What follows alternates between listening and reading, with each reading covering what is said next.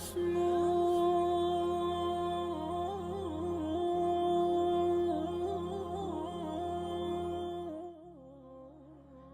عليكم ورحمة الله وبركاته. وأني قايد الله كسولو هذا channel كان أحمد دارو قدني فضلا لايك كره فيديو سبسكرايب ندي channel كادي أتو كسبتاي فأزيد أسراب الغيوم جمالا وألون الدنيا بأجمل.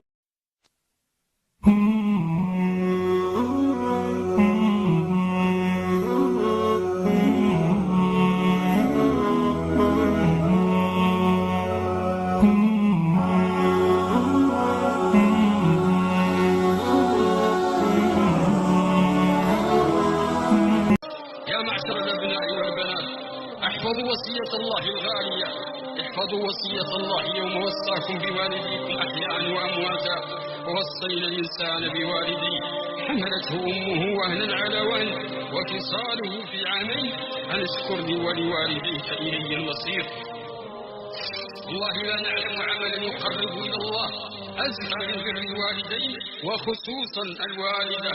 وقل رب ارحمهما كما ربياني صغيرا. الوالدان هما أوسط أبواب الجنة، فلا تضيعوا هذا الباب، الزموا هذا الغز واصبروا عليه وصابروا ورابطوا. ووصوا زوجاتكم بأن يعينوكم على بر والدكم، أوصوا زوجاتكم بأن يعينوكم على بر والديكم وأعينوهن على بر والديهم. وأما من مات والديه أحدهما أو كلاهما فليكثر من زيارتهما ما استطاع، فليكثر من زيارة قبريهما ما استطاع، وليفعل الخير وليتصدق بعد رحيلهم ما استطاع. زر والديك وقف على قبريهما فكأنني بك قد نقلت إليه. لو كنت حيثهما وكانا بالبقاء زاراك حبوا لا على قدميهما. لو كنت أنت الميت ووالداك على قيد الحياة زاراك حبوا لا على قدميهما.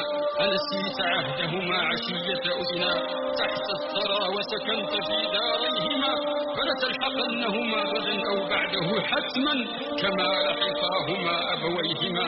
بشراك لو قدمت فعلا صالحا وقضيت بعض الحق من حقيهما، فاحفظ حفظت وصيتي واعمل بها فعسى تنال الفوز من بريهما. نسأل الله أن يغفر لوالدينا أحياء وأمواتا. اللهم اغفر لوالدينا أحياء وأمواتا. رب ارحمهما كما ربونا صغارا. اللهم ارحمهما كما ربونا صغارا.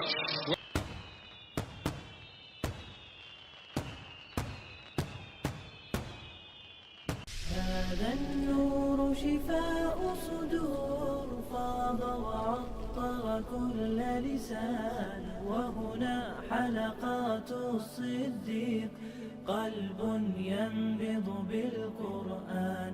وهنا حلقات الصديق قلب ينبض بالقرآن.